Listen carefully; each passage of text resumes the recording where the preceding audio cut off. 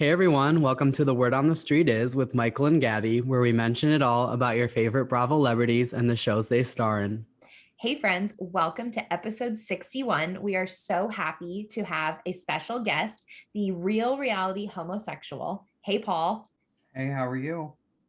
Good. How are you doing? We are so happy to have a Bravoholic like you on our podcast. Well, I appreciate the invite. I'm excited to chit chat with you guys and kind of muse on the happenings of the week and a couple other things. So I'm excited.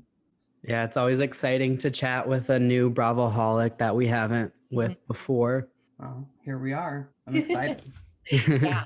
And for those of you who've been listening to this podcast for a minute, you will know that we have all of our new guests share their Bravo palette with us. So Paul, if you could share with us your 5 favorite Real Housewives of all time, they can be past and present. Oh gosh. So I painfully spent an hour trying to think about this question because it's not that easy to answer, right? I feel like you have to go back and forth, but I think probably my top housewife is Brandi Glanville. I absolutely loved her on Beverly Hills. I think that she played the role perfectly. Another favorite of mine is Leanne Locken from Dallas. I love her too. I think that she knew how to drive the story and she didn't care if it was at her expense, which I think is a commitment you need to make when you're in an ensemble cast like this. Rinna is one of my favorites, which people don't really love Rinna, and I don't share that view. Rinna's my number one, so. I feel like I don't get why people hate her. I've never identified with that thought process. So, you know who I love is Kenya Moore. Kenya Moore is one of, I think, I don't know, top 3 maybe for me. My husband hates her, but I love her because I feel like, again, she plays the role so perfectly, right? She knows what she has to do, and every show needs a Kenya. Kenya Moore hair care. Right. Oh my God, that moment was so crazy. So nuts. And I think the other one I thought about was Karen Huger. I feel like Karen Huger is her story arc from start to now, I think has been very interesting to watch, right? Season 1, I didn't really care for her all that much. Season 2 on, it was totally different. So Well, I think you're very similar to me because I like my housewives messy, and from your palette, so do you. Yeah. Well, I mean, I feel like if you don't enjoy Rinna, for example, if I just don't understand why people don't get what she's doing. She's so good at it. Yeah. If you can't enjoy a villain or a messy housewife, then you don't really understand reality TV and how it works. Right. Well, and I feel like that's most of Twitter. So yeah, if y'all aren't on there, stay off there. I stay off of it because it's so toxic. It's the worst. Paul, you and I overlap with Kenya Moore, if that wasn't obvious, and Lisa Rinna. She's my number 3, and Kenya is my number 2. Oh my God, Kenya is so good. I'm actually binging Atlanta right now, the Matt Jordan season, where they're in Puerto Rico and he goes off on the guys, and he was never good for her. I don't know why she was with him. None of her men were good for her. No. I prefer her single and with Brooklyn. I think her little life she has now is good. I agree. And I also like Brandi. We actually had our last guest say Brandi as well, which is kind of surprising, but she's a fave of mine too, which I don't always share either. Well, I think that's another one my husband thinks I'm crazy about because he does not think that she's a good person at all and questions her morality and shit. And that's my top 5. I love it. Karen Huger's in my top 10. She's very close though to potentially being in my top 5 someday. Okay. Can we time out for just a minute though? Because I saw a tweet today on Twitter, obviously, because that's where you see tweet stuff, saying that Lisa Barlow wasn't top 20 housewives. Do you guys agree with that statement? Lisa Barlow's in my top 10, creeping up in my top 5 already. I love her so much. Okay. I feel the same, and I saw it and I'm wow. I can't even believe people think that way. Lisa Barlow is officially I'm double checking my palette at the moment. She's my number 10 housewife at the moment. I honestly think she's 6 or 7 for me right now. I think she's very polarizing. I see a lot of love for her, but then I do see some hate. And I think it's either one or the other. But I think she's kind of an acquired taste because I didn't love her at first, and now I'm like absolutely obsessed with her. So Yeah, I feel not that I ever didn't like her before, but I feel like people similar to your thought process, right? Like you didn't care for her at first, but then you started to. I feel like I'm seeing more of that, which is cool because I really like Lisa Barlow. I think she knows how to self-produce, which for sure. Salt Lake City, a lot of the girls don't get that. And so like they need somebody strong to do it, right? So yeah, she's definitely emerging as my number one Salt Lake. Last season it was Jen, but now for sure it's Lisa. I love Jen too. So I still love Jen. Yeah, don't get me wrong. Yeah, the jury was out for me for a while on the first season of Salt Lake City, but this season it just was so obvious to me that Lisa is my queen and I love her. Yeah, same why here. was it out for you on the first season? Because I liked a lot of them, but I couldn't decide yet who I really was like riding hard for. Got it. Yeah. I mean, I guess I could totally understand that, right? It's the first season of the show. Yeah. Yeah. But a lot of them had qualities that I was like totally obsessed with. Like I really enjoy Meredith. I think she's really funny in ways in which she's not trying to be. And then who else do I really enjoy? Oh, Heather. I love Heather. But her storyline this season is just really, really boring to me. Yeah, she's not had a good season in my opinion. No, she hasn't. My mother taught me if I don't have anything nice to say, not to say it at all. Well, speaking of not nice, should we get into your top 5 least favorite housewives? I wonder how y'all are going to feel about these because I feel like they're like, I guess they're kind of normal, but kind of not. So the first one is Kelly Dodd. I can't stand Kelly Dodd. That's a common answer to have as your number one. It's my number one least favorite. And I used to love her. And I think the whole Trump thing and the COVID thing really ruined her for me. LVP, which is why I don't watch Vanderpump, because I think that she totally sold the story to Radar. And I think she totally got caught.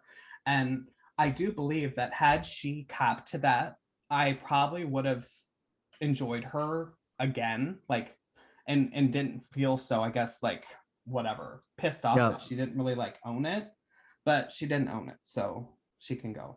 I also hate LVP, so okay. What's your sign? Cancer. Me too. Shut up. What's your birthday? July 17. I'm the 13th. Oh my god. Okay. No wonder we both like Rinna. She's a Cancer too. That's hilarious. How funny. Okay, so then Kim Solziak, I can't stand her. I cannot stand her. Is she one of your favorites, Gabby, or what? Yeah, Gabby, yeah. My husband too. I feel like me and your husband would get along. In my defense, I love Kim Zolciak from the early days, if that helps. Okay, that makes the blow a little bit softer, but I do feel like we should explore that a little bit. But that can be for later. We'll go down that rabbit hole anytime you want. Seasons like 1 through 3, Kim, I love. After that, Kim during Black Baby Gate was really annoying. Yeah. Once she met Croy, she got annoying to me. But I love that scene in the restaurant between her and Candy when Candy came for her. That was like one of the when she came back. She couldn't say anything. She was just like stunned. Ramona is one of my least favorite housewives. Yep. I think that she too is a housewife that I didn't really care for. I grew to love, and then recently just feel like she doesn't really belong on the show. Agreed. We both agree with that. Time for the Ramona coaster to exit. Yeah, depart the station and leave for good, right? Yeah. And this one might get me in trouble, but I really don't care for Candace. Candace Dillard is like, I think most people agree with that, but I actually love Candace. That's the only one we've disagreed on so far. I feel like she knows her role and she plays her role well, but I just can't get over like she just does no self-awareness. I feel like the whole Monique fight, like she had to know that she instigated Monique to the point where Monique got physical, right? And like she never copped to it on camera. Same thing with LVP. Like come clean and we can move on. So that's my palette. Love it. Hot and cold. Overall, I agree with almost all of it. Michael loves Candace. Yeah. What do you love about her? I mean, I think she's like a mini Kenya. Like, I think she's super messy. She's good for drama. I think her confessionals are really funny. I love her shade. And I think she's overall just really gorgeous too. That's one thing I'll never hate on is somebody's looks. Like I'll question your character and your decisions all the time, but I never go after their looks at all. Nothing bothers me more than that when somebody comes for like a housewife's looks or their body. I just think that's the worst. Yeah, I'll go after bad accessories. They can take that off. They can remove it, right? Like let's just avoid criticizing something they have no control over, really. Yeah. Outside of plastic surgery. Yeah. Right. We can make fun of a bad wig. Fine, because you can remove it. Yes. Right. Only seen some bad wigs over the years. Like Candace with the braid across her head on that one. Oh, she looked like she went to pretzel maker, man. Like, yeah. No, thank you. And some of Giselle's wigs, some of Drew's wigs were really bad. Who from didn't someone in Salt Lake wear a wig in their confessional last year? Was it Meredith? I don't know, but Jen Shaw was wearing a blonde wig in this episode. Oh, yes. I didn't know how to feel about that. I mean, I love Jen, so whatever. I love Jen too. It is what it is. Let her wear a red wig if she wants to. So do we want to get into some Bravo news now? Yes, please. There have been these photos that have come out of Noella from OC. She has a daughter, apparently. Like, we haven't heard anything about this on the show. And like, I don't think this is with James. I think this is from her marriage prior to James that she referenced on the most recent episode. The only thing I can think of is like, it's a issue, like a legal issue, like the father doesn't want the kid on the show or the kid mentioned or something like that. But otherwise, I think it would be sketchy as to why she wouldn't talk about it. So in learning that, I also learned that like Teddy Mellencamp, who obviously is no longer in Beverly Hills, like she has a stepdaughter with Edwin. Like she's always on their Instagram now, but she was never allowed to be on the show. And I had no idea that Teddy had a stepdaughter. But that being said, like that's Edwin's daughter. Edwin's like a small accessory to the show. I'm kind of getting more and more kind of weird vibes from Noella. Like, I don't know if we're getting the whole story on everything. I don't know. I feel like when I finished the episode today, I enjoy her because I do feel like that moment where she went back to Jennifer and went at her again when she heard what she was saying. I do feel like that takes a certain amount of like balls to do, right? And I feel like she's definitely committed to being in the center of the drama. And I don't think that she really cares that it's at her expense, right? Like the feedback is she's thirsty. Jen's not the one that's thirsty, but I feel like at least she's going in, right? Mm-hmm. I don't really like Jen so far. I really dislike Jen, especially after this episode. Maybe she'll develop and by the end I'll eat my words, but generally I don't do that. Yeah, I never really had a OC fave. Like I'm not a huge Heather stan, and I'm really loving Noella. Like as of now, she's probably my favorite, which isn't saying a lot because I'm not a huge OC stan. So we'll see. That's how I feel about New York. I didn't even watch the last season of New York at all. That was a rough one. Elizabeth Vargas's season of OC, I didn't even watch either. Like the COVID moments were too much for me. It was too soon. Especially reliving it in Kelly Dodd's eyes. Yeah. Oh my God, no. Oh, clown. So the next bit of news we wanted to touch on is that Alexia from Miami, her son Peter was arrested today for allegedly assaulting his girlfriend. He apparently hit her and pushed her. It's kind of sad. I mean, I guess Alexia is going to have another storyline on top of her other 10 storylines that she has already. So I feel like her comeback into like the spotlight with everything she's given thus far, 5 episodes in, is like seriously, like I wrote her name down for an honorable mention on like my top housewives, because I feel like in that short amount of time, like she's definitely committed to the reboot being successful and there being content. I feel like, did y'all watch Miami when it originally aired back then? Yeah. Okay, so I feel like it was way before its time. The way that it was produced, the intro even was just so glamorous. But back then they were still coming off of like early Beverly Hills and like DC style graphics, right? And when they changed Miami, I just don't think people were ready for it. But I'm ready for it to be back. I'm super excited. Yeah, we both loved it. Like we both were saying we don't even get why it was canceled to begin with. So I didn't watch it when it was live. Like I saw bits and pieces enough for me to always like have it bookmarked in my brain and to want to watch it. So I did like a full, like watched all 3 seasons during the pandemic. And then Michael and I were always like commiserating over the fact that it got canceled. And then like universe heard us and we now have season 4. I'll tell you what though, from then to now, Larsa is like the biggest change, clearly. And I didn't really like her season 1, but I put a public apology on my stories the other day to her and tagged her because I was a bit of a bear. Like, I do think that she definitely earned her mojito, and I feel like I'm glad she's on the season because I'm actually enjoying her. See, I didn't really like her season 1, and I still don't really care for her. I'm trying to give her a chance, but it's hard. I wonder if like Scotty didn't let her be herself, or she felt like she couldn't be herself with Scotty around. And now that he's gone, like she can truly be her, you know, Princess of Thoughtlandia self, right? With her OnlyFan toe pictures and Yeah. talking about the captions was like, whoa. That's kind of what it feels like, that she's like this caged bird that is now free and she's really enjoying herself. And it's kind of sad when you think about it. It's like, has she been living a lie this whole time? I don't know. And then you think about the kids, right? Like it sounds like they have an amicable relationship to co-parent, which I'm glad for because not every divorce ends that way. Yeah. But man, like that's a long time. My husband and I have been married 6 years almost. And I can't imagine being married 20 years and then all of a sudden being like, oh, we're going to get divorced. For kids. Yeah. Right. Yeah. We have 3 dogs. That would be bad enough for me to have to like try to, you know, put custody and agreements into with Mr. Gypsy it wouldn't work.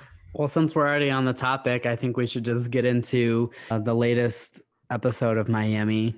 The episode from December 30th. So the episode started with Alexia. Well, we had a to be continued with Alexia meeting Herman's gay lover, although I really feel like they gave us a to be continued for no reason because he didn't even show up. Agree. But I feel like that was kind of written in the stars. I don't think the guy really wanted to be on the show and they were blurring out his pictures and stuff.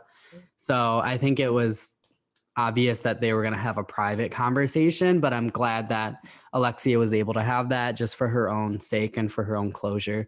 Yeah, no, I agree completely. I think that, again, I can't imagine like being in a marriage and then all of a sudden that happens. And that's more common than you would think, right? These married men, these straight men are living a lie and they're gay and they've been gay their entire lives, but they've just never been able to come out for whatever reason. The burden that would be to carry is like, oh, like I came out in high school. Like I can't imagine living that many years. And now I'm 37, like having to go through my whole life not being myself. I just couldn't imagine it. No. Yeah, agreed. And bravo for her for like actually discussing it and having a mature attitude about it. Like she genuinely cared so much about him that she just wanted him to be happy, which I think speaks volume of her character and who she is as a person. Yeah, I agree. And she's not embarrassed by it. There's nothing to be embarrassed about. Yeah. I love everything about her. She's my current favorite on Miami. Honestly, if Adriana was full-time, she'd probably be my favorite, but it's I have to go off of full-time people. So Alexia is my favorite. Okay, can we time out then? Because I have another question because you just said that. Do you feel like in order to be counted as an OG, you have to be full-time on every season since the show premiered? No, you're still an OG. Okay, so like you think Luann is an OG? Yes. Yeah. Oh, no way. She was gone for 1 season. Mimi was gone for half a season in Atlanta, and I don't consider her an OG because she was gone. OGs to me are like you were on the first season of the show. Okay.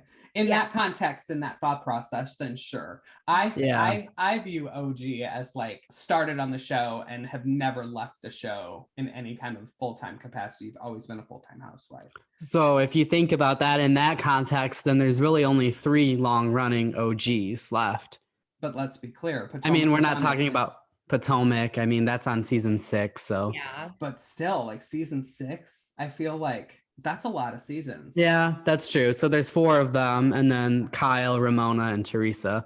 I don't know. If you take Potomac out, yes, I think the OGs are the 3. Yeah, that's crazy. You talk about like Teresa, Ramona, and Kyle. Those are like those are more than just OGs to me. Those are some of our like founding queens. I mean, Well, yeah, and they were all on girls' trip, so yeah, so they're like a step above the OGs. But someone like Katie Ross, I don't consider her an OG. She's a one season wonder. So I Mhm. am selective when I use the term OG. But if you like were demoted for one season, then you go back to full time, you're not going to lose OG status with me. Okay, got it. That's Yeah. interesting. I mean, that's the reason I asked is because I wanted a different opinion because I just Yeah. don't feel that way, and I wondered why people felt that way. So I wanted some insight.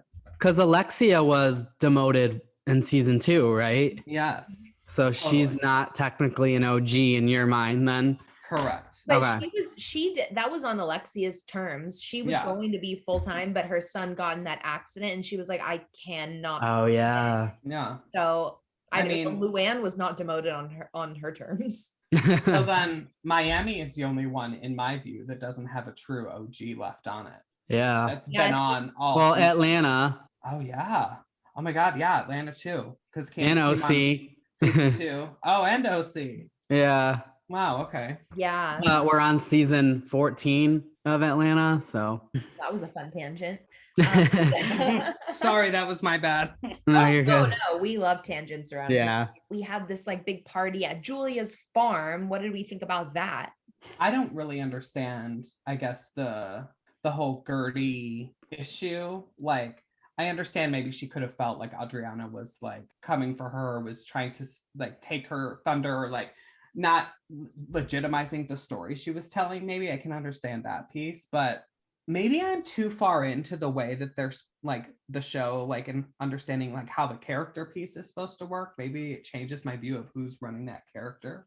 Because like I'm not pissed at Adriana for like saying what she did to Gertie and like Gertie getting upset. I feel like that sucks it happened, but like Adriana is Adriana. Like no one should expect her to do anything other than that. She's combative, right? I think that Adriana and Gertie are very similar. They both have over the top personalities and they don't really have a filter. And I think they just kind of clashed heads that way. But the one thing I will say is I thought I didn't really like what Adriana was saying in her confessional when Julia and Gertie were having a moment about losing their kids. I didn't feel like Gertie was like taking Julia's moment. I felt like they were bonding over a similar traumatic experience. Mm-hmm. Instead of like Gertie just trying to like outdo Julia the way that Adriana was like portraying it to be. Yeah, I think in that moment, I would probably agree with you. But I think if we're talking about what happened at the table, at the party, I think I feel differently about that. I agree. And the foot massage was weird. Yeah. So weird. So weird. And, I can't quite figure out. I like Nicole. I think she's good. I just don't know. I think that there's not been enough group scenes to figure out who is who and who is jiving with who, right? Like, yeah. For Dubai, right? That's another franchise, obviously, we really know nothing about, but I'm trying to figure out with social media who's riding with who, and it's a little bit hard to do that right now. Oh, I'm excited for Dubai. I was on like a bad tangent when it premiered. Like, fuck this. Like, we're not filming Housewives in Dubai. Like, we can't even go there and like be ourselves or whatever. But then when that happened, like I calmed down and whatever.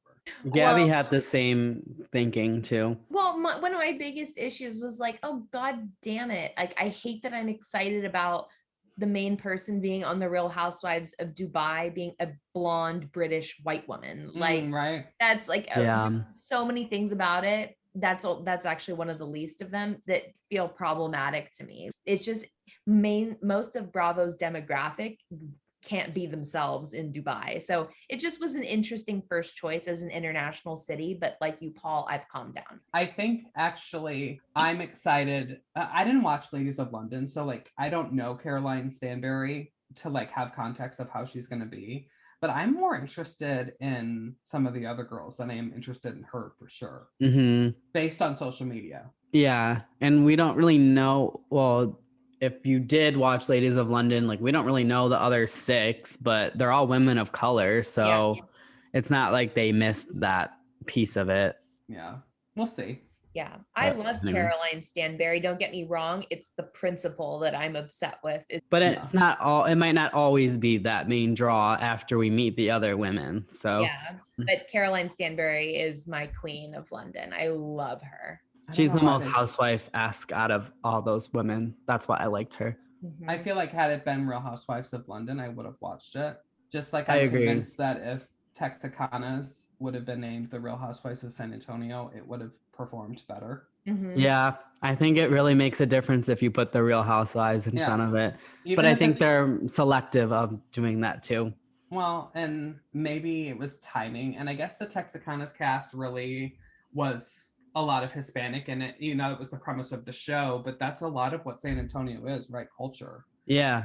So I don't know. I could go off on 5 different tangents. So yeah, someone needs to keep me in the lane. Well, back to Miami, something that I was like, I really want to know more about is Julia's son that like died. Like, that's crazy. So she hired a nanny and the baby had shaken baby syndrome, which I had to Google, and he died. And then she just disappeared. Like, do we know if they ever found that nanny or like anyone ever got convicted? Like, I want to know more. I mean, I don't know anything. I was shocked to hear that story. Yeah, that story broke my heart. I've seen like those things when you go to like a doctor's office, like on the board about like what shaken baby syndrome is. It's like it things that says, we know your baby's crying, but shaking them isn't the answer. And like literally it can kill them. And it's like so sad. So I'd never heard anybody tell a story like that. And like you, Michael, I was like, wait, so what happened to the nanny? Like, how does something like this happen? How do they like hire somebody who ended up being so mysteriously shady? Yeah, that is like an insane story. I need to do like a deep dive into that. Dedicate an episode to it. Yeah, we could. Yeah, seriously. But hopefully that gets touched on at least at the reunion. Yes, that's a good spot for that to come through. Yeah. Finally, we got some drama. I'm scared of your big mouth. That was my favorite line. That's why I love Adriana. She was like, you're like this the whole time. Like, she's so like theatrical and like she cracks me up. If, like I said, if she was full-time, she'd be my number one this season. Yeah, I like her. I think I enjoy her. I like that whole cast. I'll be curious to see how the season ends up. Although they're filming the reunion super quick. So I'm like, they must have only 12 or 14 episodes, maybe. Yeah, it's got to be a short one because they usually film the season when there's like maybe 6 episodes left or something. I don't know. I think that's what we have for Salt Lake. Well, yeah, we got a long season for Salt Lake, which I'm here for. Totally. Speaking of Salt Lake, should we get into this last episode? Yes, let's do it. Well, this episode was filled with some fashion choices, specifically from Meredith. Her orange look was a choice, and her purple look was also a choice, in my opinion. That orange top was giving me really, really early OC days vibe. And Nene too, in like one of her first seasons. Like those tops are so unflattering on people. Like I cannot believe Meredith was wearing that. And then Michael, to echo what you were saying about that purple outfit, oh my God, hideous. Yeah, I mean, talk about trying to replicate something and falling flat on the floor. I mean, it was bad. I am not a huge Meredith fan. Me either. And so I am not mad that she made a bold fashion choice and is getting red. it makes me giggle. I used to like Meredith, but I don't anymore. And I feel like, whatever, she deserves that. For those bubble bath moments, like how many times did you have to get in the bath to prove a point and get a scene? Like that's ridiculous. That annoyed the hell out of me. Like you have guests coming and you're hosting and you're laying in a bathtub when they all come for an iconic moment or whatever. I thought it was annoying. Agreed. As a Meredith fan, I can also still agree that was so annoying and obviously just felt like a cry for attention. Yeah. It did. Yeah, I mean, I think we were talking about this in one of our last episodes, but with Meredith, like I appreciate that she like takes fashion risks, but a lot of the time they don't always pay off. Every once in a while, yeah, but sometimes, most of the time, no. I mean, I would love to see Meredith in like some jeans and like a sweatshirt or like a ponytail in her hair. like living a normal life, but I guess I don't think I've ever seen her with a ponytail. That's a good point. and here's the thing about Meredith, right? Like she could have so much for a storyline, but what has it been this season? Strictly using other people on her cast to have a relevant piece of the puzzle. And her son. Yeah, and she could do so much more. She could be involved in the community and build a bigger store since the one she has is small, and sell more jewelry and bring out a new line. Like she could do so much. Yeah. And instead, she's just being lazy. Yeah. And her dad died. I thought we would have heard more about that. And the whole relationship with Mary, it feels like an alliance to me. It's just, I'm not enjoying that at all. I don't know. I do feel like I'm seeing more specifically on Twitter, which is generally where like my opinions don't jive because I guess maybe they're unpopular. I don't know. But like people are starting to say that like the Meredith shtick is getting old. Like stop bringing Brooks up. Like get over that. And I'm finally to the point where I'm thankful that people are thinking that, saying that. It's time. I was so sick of hearing about Brooks. I'm like, Gabby, how do you feel? You're just staring at the screen. Like, how do you feel about her using that storyline through the whole season? You two have been like going off about Meredith. And she's a Meredith fan. Sorry. I mean, I still can appreciate that people like don't share the same opinions as I do on Housewives that I like. I will say, and Michael knows this, in the like mid-season trailer when it shows Meredith saying like, my father died. What the fuck doesn't add up about that? Like I cracked up. Like I know that wasn't supposed to be funny, but that is such a bizarre statement / question to make. Like I feel like it's very on brand for her. She is a tad bizarre. She is. I think I'm actually liking her more this season because I feel like she's at least engaging a little bit more, but she still annoys me. And the whole Brooke stuff annoys me. It always has. Well, her whole marriage dynamic to me, though, is very, very strange. Like, although her husband is hot. I think her husband's hot, too. What are your guys' thoughts on the whole Mary and Jenny drama?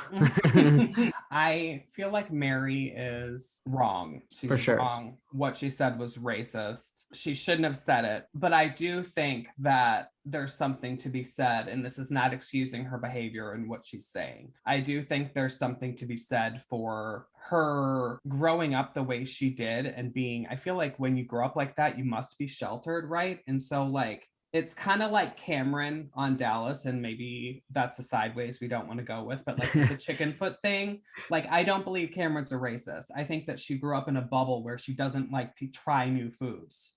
And I think that there could be an element of that with Mary Cosby too. Like not that she doesn't know any better, but she legit doesn't feel like she's wrong in saying it. I feel like she's wrong in saying it. It for was sure a racist remark to say.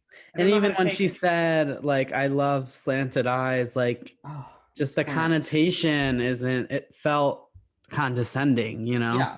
Yes, for sure. Well, everything I feel like Mary says is condescending, for real. Yeah. Like, she talks down to people all the time. Oh, for sure. I mean, it's hard because I think Mary's super problematic and I don't agree with obviously what she's been saying, but also I feel like she's giving us a lot of entertainment too. So it's tough, you know, where's the balance with that? It is tough. And I also was like thinking about a few episodes back when she was like snapping at Lisa saying like, everything I say is true. Like everything I say, you should believe it is a fact. So it's like, if you're so educated and you're so brilliant, why are you like so uneducated when it comes to using phrases like slanted eyes? Like somebody who knows everything should know better than that. So Mary, I'm seeing is all smoke and mirrors. And I just like, yeah, she's really entertaining, but like when she makes racist remarks like this, it's really hard for me to like her. I think it's fair that what you say, and I would not be sad if she didn't come back. I feel like Mary provides a level of comedy for people, but it's not like fun comedy for me to watch personally. I feel like it's just kind of like a space filler, right? Like let's recast a little of season 3. Let's bring in somebody new, even though it's probably not what's going to happen. But whatever. Yeah, it'll be interesting. And it's funny because she always calls people racist, but then she's the one like saying this stuff. So I don't know. She's confusing, but for sure. I was like Jenny. If I were Jenny, I wouldn't have returned those shoes though. I don't know. Like, I guess maybe this is my bad, but I'm not educated on Jenny's culture. So like if she says it's offensive to her, then I believe that it was offensive to her. And someone joked that Jen took the shoes so she could sell them and pay for her legal bills. I just know Christian Louboutins will never be offensive to me ever. Right. I hope that you are re-gifted some in your lifetime. Yes. I'll take them. I really would. I Especially would if they've take only 'em. been tried on once. Well, okay, so that is a fair statement, right? Like the boots technically are used, but really if she didn't wear them at all, then they're brand new. Well, Yeah, I mean, most pairs of shoes have been tried on more than once by somebody. I mean, this is Mary putting them on once. Yeah. yeah, and I get You're right. like the gift wasn't meant for Jenny and like whatever, but they weren't ever really friends. They had just fought. So like who cares about how genuine it was? It's like probably $1,000 pair of shoes. I don't care. I wouldn't care. My one of my favorite parts of this episode was Lisa Barlow getting her son Jack ready for the prom. Yeah. That was so funny. Usually when housewives send their kids to prom, it's like really cringe. And like Yolanda sent like Gigi and Bella. I was like, I don't care. But like with this, it was so funny to me. Like when Henry was in the background going, "You suck at this." When he was like trying to put the corsage on his date, like the whole thing was really comical to me. Yeah. She's like, I'm gonna cry. I just thought it was hilarious that as soon as they start taking photos, Lisa starts heading into the photo and they're like, "Lisa, you can't be in the photo." And John's like, "That's a cardinal sin." It was her moment as the mother. It's her firstborn, right? Like she feels entitled to it, which is fine. I like her scenes, her solo scenes. I think they're always good. I can't get enough of her. I just like her personality is so funny to me. Like I could just watch her do like everyday things and talk about fast food for hours. Well, it's like she just doesn't, I don't think, give a shit about what other people think. And I think that really bothers some of the other girls who aren't maybe as comfortable in their own skin as she is. Yeah. And I could see why that would annoy somebody. But like at the end of the day, I feel like it doesn't matter to me how you represent yourself. Like you should just live your life and let me live mine. Like I don't feel like she's ever been condescending towards Whitney or Heather or anyone. I don't see that in that narration of theirs, narrating Lisa the way they want to when that's not how she is. You know, she is whatever, rude. She's condescending. They're assigning a narration to her when that's not what she's able to say for herself, you know? Mm-hmm. I'm Team Lisa for sure. Yep, we all are. So now we're going to head out of Salt Lake City over to our Orange County ladies. Paul, who is your favorite on this current season of OC? Do you have one yet? I don't have one yet. I am glad Heather's back. I do feel like her theatrics with Shannon were like a little crazy. That text message that she was talking about, like rambling it on. Glad she's back. I wouldn't say she's my favorite. Actually, I think that if I had to choose a favorite right now today, it would be Gina. I think that she's really developed into a real housewife. Like she went through some pretty crazy shit for 2 or 3 seasons and like come out on top and like know how to self-produce herself 4 years later. It's better. It's good for me. Yeah, I really hated Gina at one point, and I've really done a 180 with her. I wouldn't say like, you know, she's in my top 20 housewives or anything, but I do like her. I like her commentary. Well, she's not afraid to say what she thinks, and she doesn't really care. Mm-hmm. She's from New York. The champagne dreams on a beer budget was funny. There's no better analogy though, I feel like, for her, and she just owns that piece of it, right? Like she's not super wealthy like Heather, but and her tagline too. Yeah, she still wants to be like Heather and live like Heather. She just can't. Yeah. Well, now that she's besties with Heather, but she kind of can. That's why it boils down to like, why was Gina cast on this show? Like she's not fabulous. We didn't even get to see her husband. His face was blurred out for the first season she was on it. Like there's just so many random parts to Gina where I'm like, really, there's nobody better you could find on OC to cast than Gina. Like I know how many women show up to try and be on these shows, and it's shocking to me they couldn't find anyone better than Gina. Well, I mean, like think about the timing on the show and who they cast when they casted her, right? They had Kelly Dodd. Like I think that casting on Orange County went awry for a while, like when they brought Emily and Gina on, not that I'm saying they're not good housewives, but like I don't feel like they're, to your point, Gabby, like there were better options, I'm sure, out there that you could have put on than that. And then when they added Elizabeth, I was like, whoa, the whole gun toting picture. Did you guys ever see that? Yes. Like, No. yeah, like immediately turned off. Like, and I'm all about, if you want to own a gun, own a gun. But like, you're a COVID like denier, you own a gun and you sail on Trump boats. Like, I can't be involved.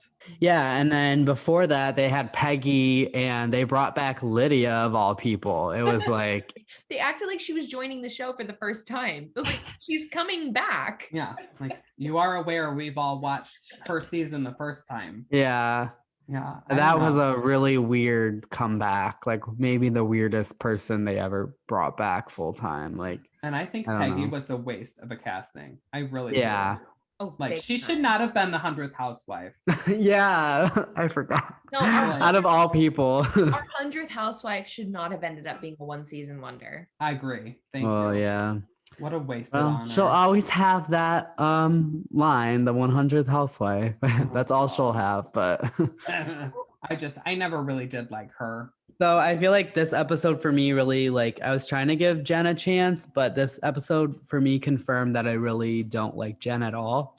It feels like she's really forcing this drama with Noella. And like Noella, like she said, she's dealing with so much more than like Jen, like feeling some type of way about the way Noella is acting towards her. Like it's really not that deep.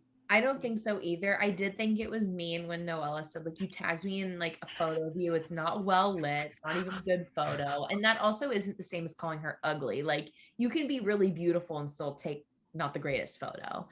So I think that definitely like got lost in the game of telephone. It's hard for me to take a side in such a petty argument over a tagged photo. Really? That's what we're arguing about? No, I agree with you, Michael, that Jen is like for me right now, and I don't feel like she's given us really anything. Like I'm not interested in the shirtless husband. I don't care about him. I don't care. And there's been nothing else. And I, the way that actually, what really bothers me about her is the way that she posts on social media, like all of her patients, and like it just is very much like annoying to me. Yeah, it feels like the shirtless husband is supposed to be like quirky, but it's just cringy. Yes, agreed. And she was like so concerned about saying Noella saying that Tom Ford was her god, and like that was like offensive to her. Like, girl, bye. And then later in the episode when she was like, are Noella and James even married? Like, girl, why don't you worry about your own marriage that's obviously falling apart and that's your storyline? Like, focus on that. Like, I just like overall, she really annoys me. And then the fact that she talks the same, her voice is the same as Teddy also annoys me now that I found that correlation. I think she sounds a lot like Teddy. I haven't like really, I guess, paid attention to that really. If you listen, just like close your eyes and listen to her voice when next episode. The only difference is she talks even slower than Teddy, but she does. I'm like trying to hear it in my head right now and I can't, but next time I'm watching it, I'll listen for it. And now I can't unhear it every time. I just think of Teddy and it makes me more mad. I don't think the jury needs to be out on her. I think she can be one season and gone. Yeah, that's how I feel. I mean, I don't know. From the trailer, I didn't see that much more that she was giving us, but I don't think she'll be a one season wonder. I think we'll see her again, but she'll never be like a Kenya Moore, a Kyle Richards. Like I just don't ever see her like getting to that level. She's like the Easter grass in the Easter basket. Every season needs it. Filler. Well, and I think with OC just having this big like revamp, I feel like they want to probably make as little casting changes as possible next season. So no, for sure. That makes perfect sense because it'll feel unstable again. Yeah, exactly. They want this to be like an all-star cast, like very minimal changes need to be made. Yeah. But I don't know. I was a proponent of just canceling Orange County after I was too. 15. I was like, really, like, we don't need to go back there. Like 15 is enough. Like, I feel like, what is the cap on seasons on Housewives? We're wondering that too. We don't have one really. But there should be.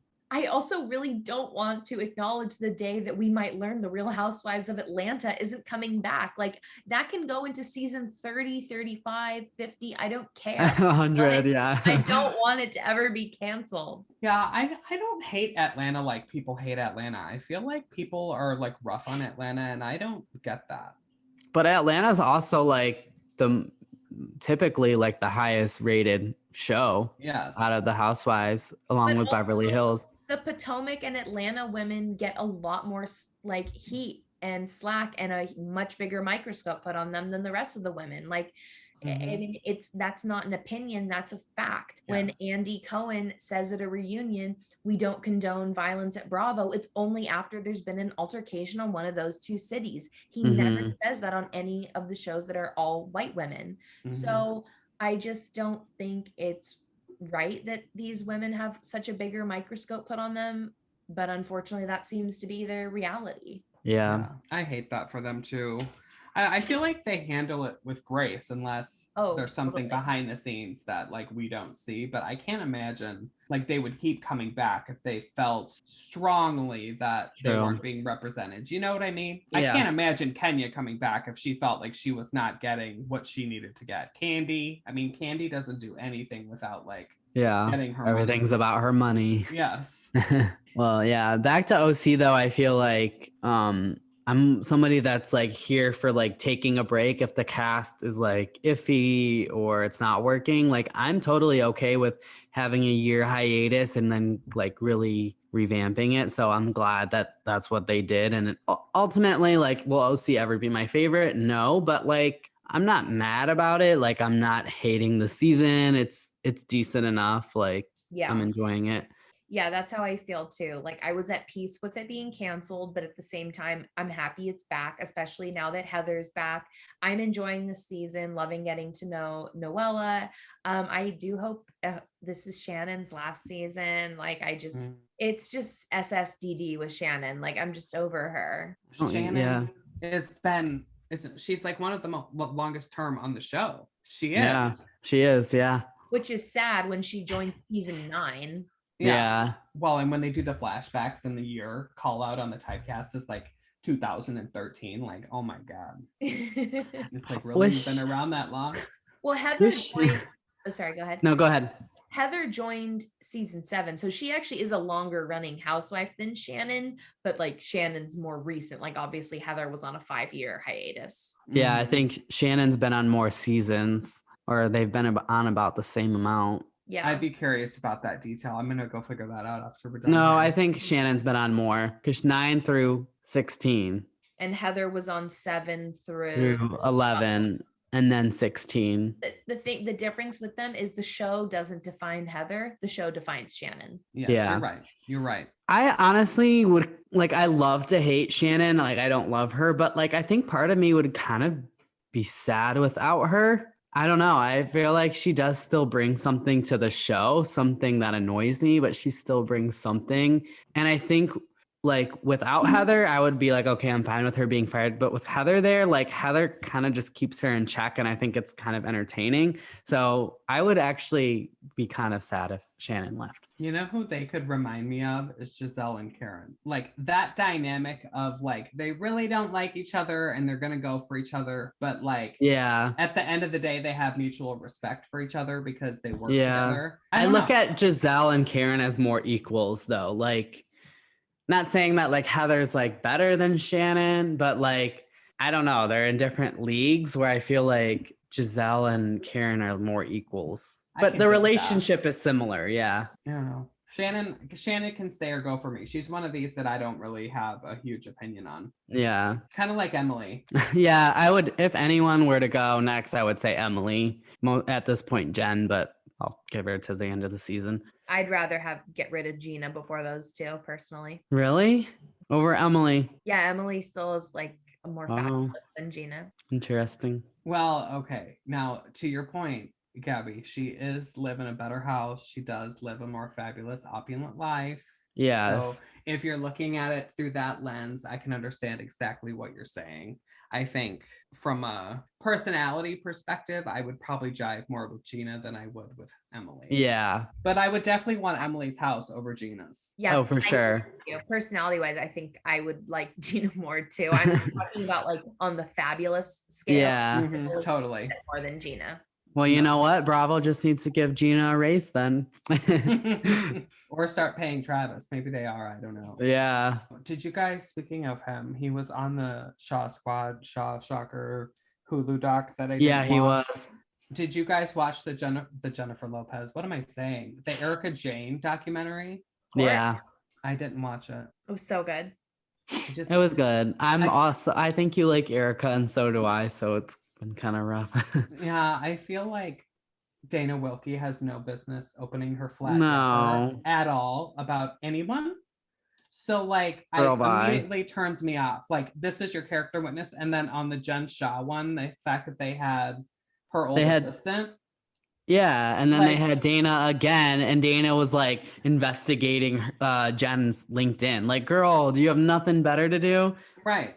Like, okay, thanks, but no thanks. Like, I don't watch so ridiculous. Yeah. I mean, the docs were entertaining, but like, I did question some of the validity. Although, I mean, all the stuff I'm seeing about Jen, it's not really looking good for her. I believe everyone is innocent until proven guilty. But yeah, I agree with that too. Just seeing like some of the other people that have been convicted and stuff. I really didn't have that much else to say about this episode of OC. Like, it was okay. 6 out of 10. Yeah, my concern with OC was like, it started out so strong with like that Shannon and Heather stuff, and now I feel like it's like plateauing a little bit. So I wonder what Nicole's gonna do. I wonder what that is gonna end up being. Yeah, because mid-season I heard there was like a lot of drama, and then like Nicole didn't go on the trip, and I think Noella didn't go or left early or something. So I mean, it's gonna pick up. I'm just like kind of waiting for it to. Yeah, for sure. I thought it was interesting how her and Jen seemed to be very buddy in this recent episode. Like, Nicole was like playing with Jen's hair the whole time, and I was like, oh, we're at this level of friendship. Okay. Yeah, like, don't touch my hair. Like, and are we gonna even see more of Nicole, or is she just gonna kind of disappear? Every episode, I think it's gonna be the last time I see her. Yeah.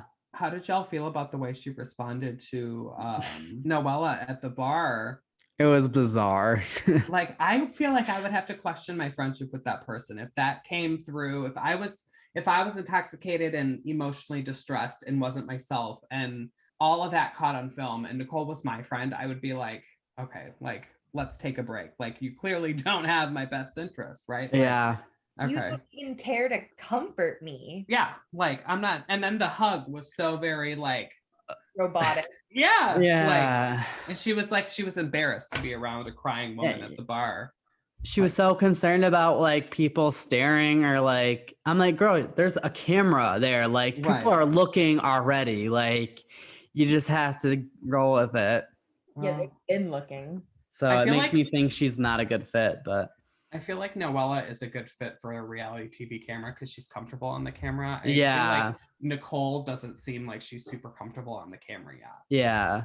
And even if Noella is thirsty, I don't care. She's delivering and she's giving us drama and storyline. So what if she's thirsty? She's giving me what I need. Yep. Okay. So Team Noella. For sure. And that last confessional was really beautiful. Yeah, all of her looks have been delivering. Yeah, I love that. I like Jules here on the other one. I love the gold confessional. That's like so. Yeah, I love it. Emily's confessionals have been really good. Yeah, she's stepping up for sure. She looks good. Yeah. Yeah. I hate that she got a lot of hate for like her body. Well, can I wrap up? I think. Yeah, on that note. This was super fun. Yeah, it was. Thank you so much, Paul, for being on our podcast. We absolutely loved having you. If you could let our listeners know where they can find you on Instagram, that'd be awesome. Yes, on Instagram, you can find me at Real Reality Homosexual. And if you have Twitter, you can follow me at Real Reality Homo. See, now I don't do TikTok. TikToks. Yeah.